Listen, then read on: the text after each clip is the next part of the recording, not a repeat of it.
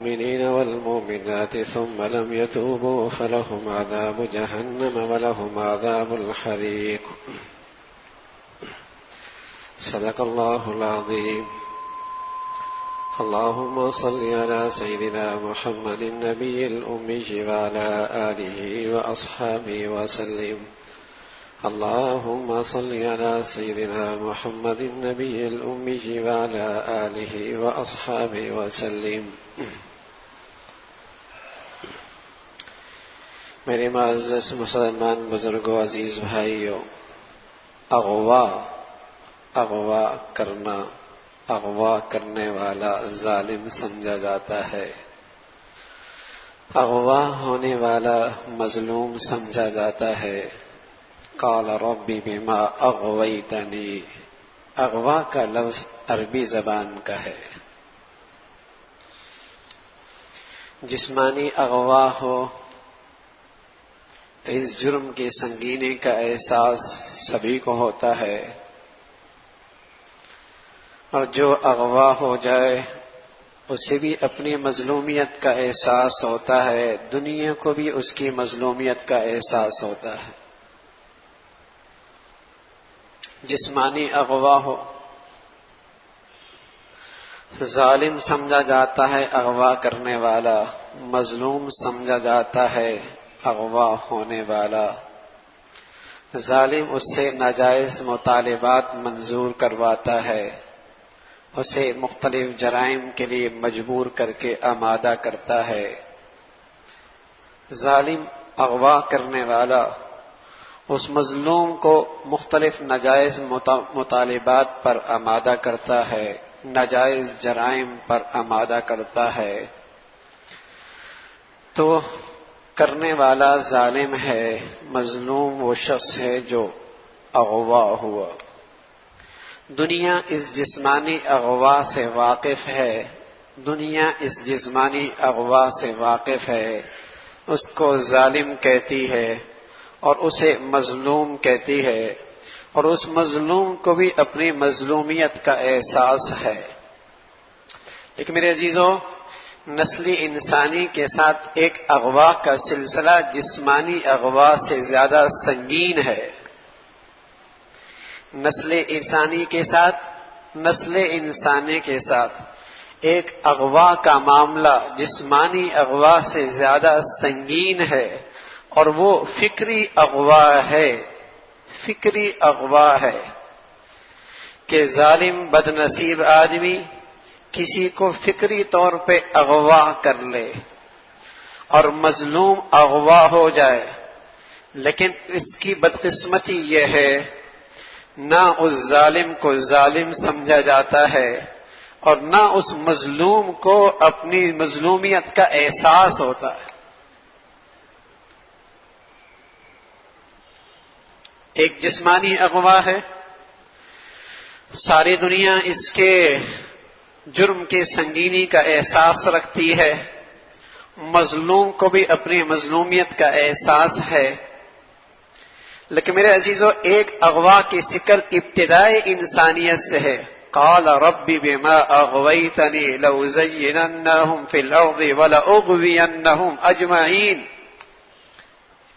کہ نسل انسانی کا ایک اغوا فکری طور پر ہے۔ اور بدقسمتی یہ ہے میرے عزیزو، اس وقت پورے عالم اسلام کو ایسی اغوا کاروں سے اور ایسی اغوا ہونے والوں سے واسطہ ہے۔ اس وقت پوری اسلامی دنیا کو ایسی اغوا کاروں سے اور ایسی اغوا ہونے والوں سے، بدقسمتی سے ان اغوا ہونے والوں کو اپنی مظلومیت کا، اپنے اغوا ہونے کا احساس بھی نہیں ہے۔ بدقسمتی سے ان اغوا جو فکری طور پہ اسلامی معاشرے میں پیدا ہوئے اور مسلمان ماں کی چھاتی سے نام اس نے دودھ پیا اور اس کی زبان پر کلمہ بھی جاری ہوا، لیکن بدقسمتی سے وہ فکری طور پہ اغوا ہو گئے۔ لارڈ میکالے کے نظام تعلیم نے اگر انہیں عیسائی نہیں بنایا تو انہیں مسلمان بھی نہیں رہنے دیے۔ اگر اس عیسائیت کا پروردہ نظام تعلیم نے اگر اسے عیسائی نہیں بھی بنایا تو اسے مسلمان بھی نہیں رہنے دیا. اب یہ اغوا ہونے والی مخلوق اپنے اوپر مختلف قسم کی نام چسپاں کرتی ہے. اسلامی برادری میں زندہ رہنے کے لیے ترقی پسند مسلمان، سیکولر مسلمان، آزاد خیال مسلمان، روشن خیال مسلمان. بدقسمتی سے یہ سارے مسلمانوں کا بظاہر وہ طبقہ ہے جنہیں کفر کے نظام تعلیم نے، کفریہ ماحول نے ایسا اغوا کیا ہے فکری طور پہ کہ آج دنیا میں وہ اسلام پہ چلنے والے کو برداشت کرنے کے لیے تیار نہیں. صدیوں پہلے ایک واقعہ قرآن نے ذکر کیا ہے. صدیوں پہلے وَمَا نَقَمُوا مِنْهُمْ إِلَّا أَن يُؤْمِنُوا بِاللَّهِ الْعَزِيزِ الْحَمِيدِ. اللہ کا نبی ہے، آپ کی اب تک ولادت نہیں ہوئی. اس سے پہلے ایک عیسائی مذہب سچا مذہب تھا، اس کے پیروکار سچے پیروکار تھے. وہ اس زمانے کا اسلامی زندگی تھی جس پر نجات کا دار و مدار تھا. اللہ کے نبی کے آنے سے 70 سال پہلے کی بات قرآن نے ذکر کی ہے اور قیامت تک مسلمان اس واقعے کو پڑھتے رہیں گے. ایک نوجوان تھا، وقت کے بادشاہ نے اپنے ایک جادوگر اس نے رکھا ہوا تھا، ساحر. قرآن میں پوری ایک سورت ہے اس موضوع پر. جب وہ ساحر بوڑھا ہونے لگا تو اس نے کہہ دیا کہ کوئی ایسا نوجوان ذہین دے دو جسے میں اپنا نیابت دے سکوں، اپنا فن منتقل کر سکوں. بادشاہ نے ایک لڑکے کا انتخاب کیا جس کا نام عبداللہ بن عامر تھا اور اس بادشاہ کا نام یوسف ذو نواس، یمن کا بادشاہ تھا. یوسف ذو نواس وہ بادشاہ تھا. اب یہ لڑکا ساحر کے پاس جادو سیکھنے کے لیے، لیکن راستے میں ایک عالم ربانی، اللہ کا نیک بندہ جو سچے مذہب پہ سچا علم رکھنے والا تھا، یہ کچھ دیر اس صحبت میں بھی بیٹھ جایا کرتا تھا، اس ماحول میں بھی چلا جایا کرتا، جادو سیکھنے بھی جاتا اور اس ساحر کے یہاں روز مار کھاتا کہ تاخیر سے کیوں آتا ہے. لیکن یہ سیکھتا چلا گیا. اللہ نے اس نوجوان سے کوئی بڑا کام لینا تھا. ایک دن آیا کہ راستہ بند ہے اور ایک شیر سامنے کھڑا ہے، لوگ انتظار کر رہے ہیں کہ یہ جائے اور راستہ ملے. اس بچے نے نوجوان نے ہاتھ میں پتھر لیا اور یوں کہا کہ اللہ، یہ راہب جس کی صحبت میں جاتا ہوں اگر یہ سچا ہے تو اسے ہلاک کر دے. یہ کہنا تھا، پتھر مارا اور وہ ہلاک ہو گیا. اس کا بڑا چرچا ہو گیا. لوگ مادرزاد اندھے اس کے پاس آتے، یہ اللہ کا کلام سے ان پہ دم کرتا، بینائی واپس آ جاتی. بیمار آتے، یہ اللہ کا نام لے آتا، انہیں صحت مل جاتی. بادشاہ کا ایک ہم نشین، اس کی بینائی چلی گئی، اسے پتا چلا، وہ بھی خدمت میں آیا، اس پر بھی اس نے اللہ کا نام لیا، اللہ نے اس کی بینائی واپس کر دی. بادشاہ کو پتا چلا تو اس نے یہ طے کیا کہ اس نوجوان کو ایسی عبرتناک سزا دی جائے کہ دنیا آئندہ کبھی میرے سوا کسی اور معبود کا تصور بھی نہ کر سکے، میرے سوا کسی اور کے خدائی کا تصور بھی نہ کر سکے. اس نے اپنے کرندے بھیجے، پہاڑ کی چوٹی پر لے گئے، اللہ کے شان پہاڑ کو حرکت ہوئی، سب ہلاک ہو گئے، یہ نوجوان محفوظ ہو گیا.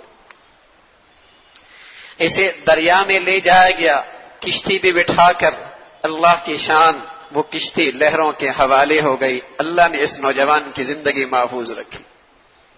اب اس نوجوان نے کہا کیوں نہ ایسا کیا جائے، اپنی جان کا نذرانہ بھی اللہ کے نام کر دیا جائے اور دنیا میں اللہ کا نام بلند کر دیا جائے. کیا جذبہ تھا. اس نوجوان نے سوچا کیوں نہ ایسا کیا جائے کہ اپنی جان کا نذرانہ بھی دے دیا جائے اور دنیا میں اللہ کی بڑائی اور عظمت کا ڈنکا بجا دیا جائے۔ اس نے وقت کے حاکم سے کہا ایک صورت ہے، اگر آپ مجھے مارنا ہی چاہتے ہیں تو اپنی رعایا کو اکٹھا کریں اور پھر ایک ترکش سے ایک تیر لیں اور اس تیر پر اللہ کا نام لیں اور یوں کہیں کہ اس بچے کے رب کے نام سے، اس بچے کے رب کے نام سے، پھر تیر پھینکیں، تجھے مجھ سے نجات مل جائے گی۔ اس نے کچھ ایسا ہی کیا اور اس بچے کی شہادت، اس نوجوان کی شہادت تو ہو گئی، لیکن اس پوری فضا کے اندر اللہ کی بڑائی کی آواز بلند ہو گئی۔ سبھی نے کہا ہم اس بچے کے رب پر ایمان لے آئے۔ ہزاروں کی تعداد میں لوگ مسلمان ہو گئے۔ پھر اس ظالم بادشاہ نے کیا کیا؟ خندقیں کھدوائیں، خندقیں کھدوائیں، آگ جلائی اور ایک ایک سے کہا ایمان سے دستبردار ہو جا ورنہ آگ ہے۔ ایک ایک سے کہا ایمان سے دستبردار ہو جا ورنہ یہ آگ کی خندق ہے۔ انہیں اللہ نے ایسے ایمان پر، ان چند لمحات میں ایمان پر ایسی استقامت دی، ہر ایک نے آگ کے خندق میں جانا گوار کیا، ایمان اور اسلام سے دستبردار ہونا برداشت اور گوارا نہیں کیا۔ قرآن کہہ رہا ہے وَمَا نَقَمُوا مِنْهُمْ إِلَّا أَن يُؤْمِنُوا بِاللَّهِ الْعَزِيزِ الْحَمِيدِ۔ ان خندقوں میں کودنے والوں کا ایک ہی جرم تھا، یہ اللہ پر ایمان لاتے تھے۔ ان کی ایک ہی وجہ تھی، ان کو اس انتقام کی سزا اس لیے مل رہی ہے، ان سے یہ انتقام اس لیے لے رہے ہیں کہ یہ اللہ کا نام لیتے ہیں۔ وَمَا نَقَمُوا مِنْهُمْ إِلَّا أَن يُؤْمِنُوا بِاللَّهِ الْعَزِيزِ الْحَمِيدِ، اس اللہ کا نام لیتے ہیں۔ حضرات علماء نے لکھا ہے ایک چھوٹی بچی ماں کے گود میں ہے، اسے ہچکچاہٹ ہوئی اس آگ میں جانے کی، ہچکچاہٹ ہوئی، بچی نے کہا اماں صبر کرے، یہ آگ نہیں، یہ آپ کے لیے گلزار ہے، آپ صبر کیجئے۔ اور ایسا اللہ نے نظام کیا کہ اس آگ سے جانے سے پہلے ان کی روح قبض کر لی تاکہ ذرا بھی انہیں تپش محسوس نہ ہو، اور وہ آگ میں کود کر حقیقی کامیابی پا گئے۔ اور اللہ رب العزت نے ان لوگوں کے لیے فرمایا ان الذین فتنوا المؤمنین والمؤمنات ثم لم يتوبوا، جو اہل ایمان کو اس قسم کی تکلیف دیتے ہیں ان کے لیے جہنم کا عذاب ہے، ان کے لیے جہنم کا عذاب ہے، وَلَهُمْ عَذَابُ الْحَرِيقِ، ان کے لیے دنیا کی بھی آگ ہے، ان کے لیے جہنم کی آگ ہے، ان کے لیے دنیا کی بھی آگ بے چینی اور بے سکونی کی۔ میرے عزیزو، یہ واقعہ اللہ کے نبی کے زمانے سے پہلے کا ہے۔ قرآن قیامت تک آنے والے انسانیت کے لیے ہدایت نامہ ہے، ہدایت نامہ ہے، اہل ایمان کے لیے تسلی کا سامان ہے۔ آج پھر صدیوں بعد مسلمانوں کے ساتھ کو یہی منظر نظر آ رہا ہے کہ انہیں پھر آگ کے اندر ڈالا جا رہا ہے، ان پر آگ برسائی جا رہی ہے، ان کے لیے آگ کی خندقیں ہیں، ان کے لیے آگ کے خیمے ہیں، جہاں ان کے بچے بھی جل رہے ہیں، جہاں ان کی عورتیں بھی جل رہی ہیں، جہاں ان کے مرد بھی جل رہے ہیں، جہاں ان کے جوان اور بوڑھے بھی جل رہے ہیں، اور ان کا جرم صرف یہ ہے کہ یہ اللہ کی دھرتی پہ اللہ کا نام لیتے ہیں، یہ اللہ کی دھرتی پہ اللہ کا نظام چاہتے ہیں۔ ان کا جرم یہ ہے اسلامی دنیا میں کہ یہ اللہ کی اس سرزمین پر اللہ کا نام بلند دیکھنا چاہتے ہیں۔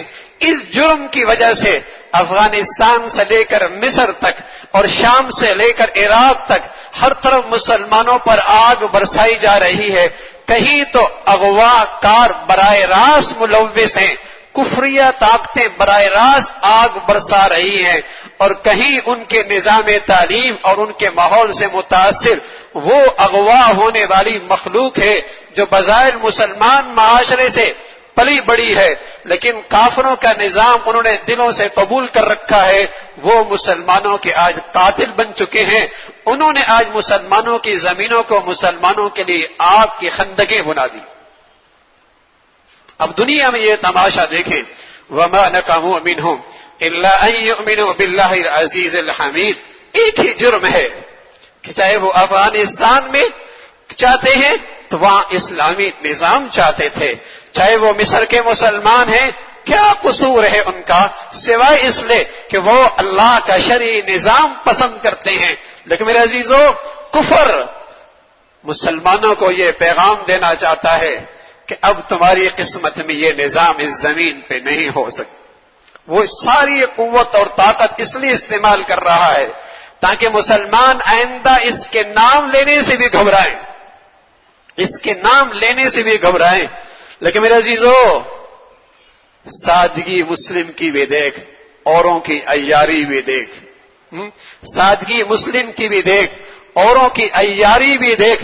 اس نے مسلمانوں کا سرمایہ، مسلمانوں کی دولت، مسلمانوں کی اولادیں اور مسلمانوں کی سرزمین سے ایسی فوج تیار کر رکھی ہے، ایسی نسل تیار کر رکھی ہے.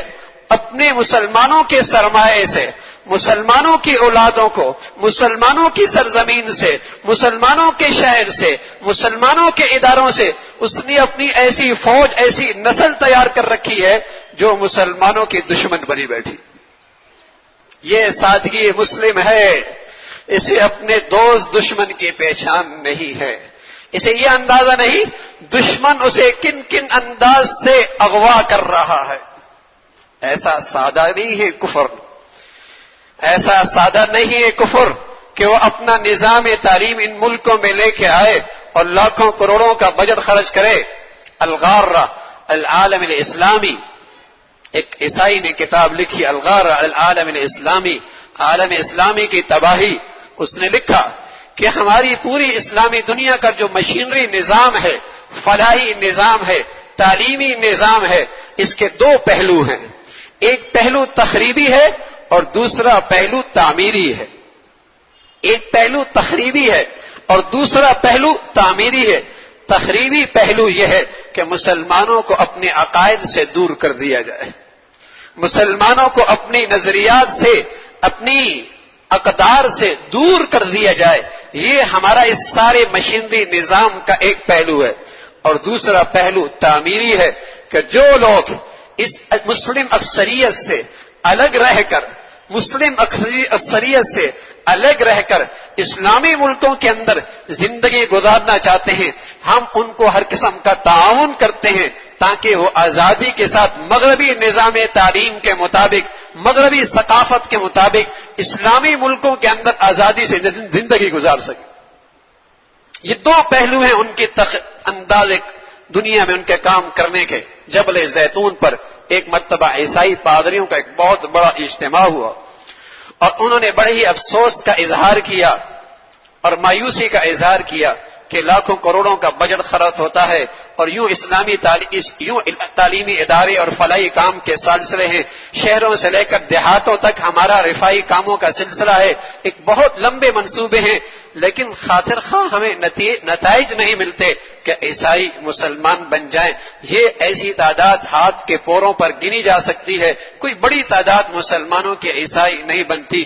تو ان کے لارڈ پادری نے کہا تم اپنا مقصد غلط سمجھے ہو، ہمارا مقصد اسلامی دنیا میں کفر مسلمانوں کو عیسائی بنانا نہیں ہے، بلکہ ہمارا کام اسلامی دنیا میں یہ ہے کہ مسلمان نہ رہے، مسلمان نہ رہے.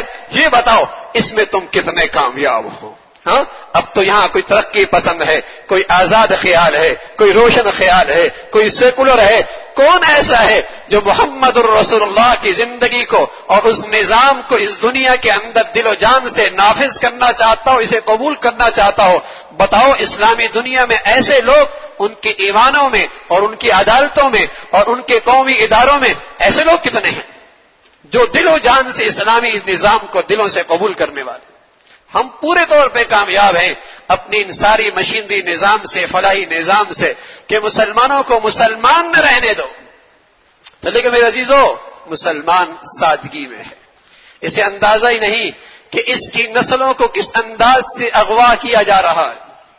یہ شیطان نے اور شیطان کے علمبرداروں نے نسل انسانی کے ساتھ دشمنی کا پہلے دن سے اعلان کر دیا تھا.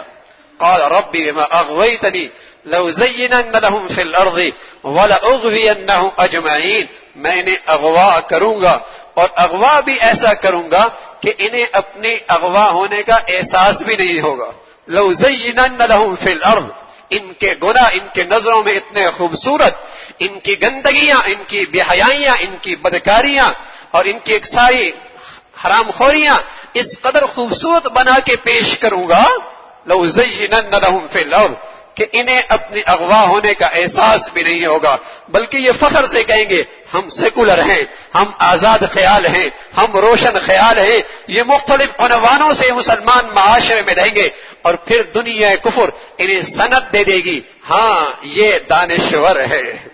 پھر دنیا کفر انہیں سند دے دے گی، یہ دانشور ہے، یہ اسکالر ہے، یہ بڑا صحافی ہے، یہ بڑا دانشور ہے، یہ قوم کا بڑا خیر خواہ اور ہمدرد ہے۔ دنیا کفر پھر انہیں سند دے دے گی، ایوارڈ دے دے گی، اور یوں مسلمان معاشرے کے اندر ان کی ایک حیثیت بن جائے گی۔ تو میرے عزیزوں، بدقسمتی سے آج پوری اسلامی دنیا کو ان اغوا کاروں سے واسطہ ہے، اور ان اغوا ہونے والوں سے واسطہ ہے جنہیں اپنے اغوا ہونے کا احساس بھی نہیں ہے۔